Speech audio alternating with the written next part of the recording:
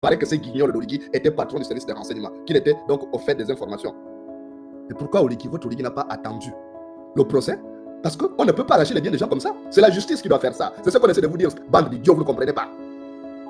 C'est la justice qui doit déterminer que tel bien d'Ali Bongo c'est un bien mal acquis, que tel bien de Sylvia Bongo c'est un bien mal acquis, et que ça revient à l'État gabonais. Moi, ne faites pas signer de documents comme ça, mais vous êtes une bande d'abrutis. Fermez tout votre trou, bon sang. Ça fait honte cette vidéo. C'est même sa justice. Donc il n'a même pas confiance en sa propre justice. Pourquoi s'être précipité pour arracher les biens à Sylvia Bongo? Sylvia Bongo, je vous l'ai dit, Sylvia Bongo n'est pas né dans une famille pauvre comme nous. Le père de Sylvia Bongo, qui a commencé par travailler par le Cameroun, a atterri au Gabon, et il a rencontré au Congo. Il a eu des marchés juteux. Il n'a pas volé. Le père de Sylvia Bongo n'était pas au gouvernement. Le père Valentin, que moi j'ai rencontré plusieurs fois, il n'était pas au gouvernement. Il a eu des marchés comme tout homme entrepreneur. Donc il a bâti déjà sa richesse, il avait sa société. Sylvia Bongo gérait même sa société déjà là, y compris la société immobilière. Donc elle avait déjà son capital. Avant d'être l'épouse d'Ali Bongo, donc elle avait déjà ses biens. Comment vous allez décider un bon matin? Vous dites que parce qu'elle est française arménienne, parce qu'elle n'a pas le sang noir, elle n'a pas la peau noire, elle a le sang rouge comme nous tous, mais elle n'a pas la peau noire. Et vous allez décider que non, parce qu'elle est française, on va la spolier, vous êtes des malades.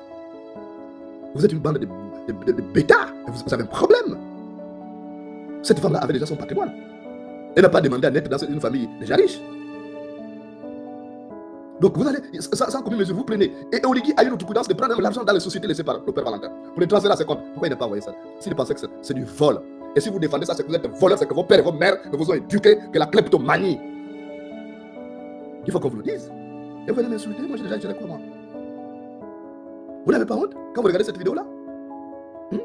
Et cette vidéo-là, on a vu même que, d'ailleurs, félicitations à notre petit Noureddin. Parce que si Noureddin n'avait pas fait ça, il est hyper intelligent. S'il n'avait pas fait ça, on n'aurait pas eu ces images-là. Mais grâce à Noureddin, qu'on a découvert qu'on a vraiment un vrai voyou. Moi, j'avais déjà l'idée parce que j'ai travaillé à l'Union. Je connais le piètre personnage que vous défendez aujourd'hui. L'Union, c'est le laboratoire du régime.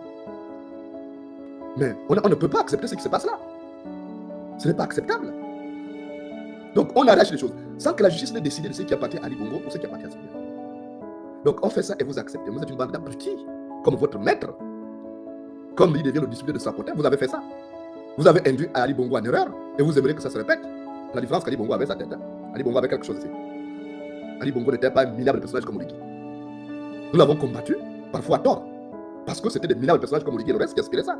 Ou les extrémistes altogobais qui avaient été lésés, qui pensent que le Gabon c'est leur pays à eux seuls et qu'ils doivent être les seuls. Ils n'ont pas accepté les réformes qu'Ali Bongo a instaurées.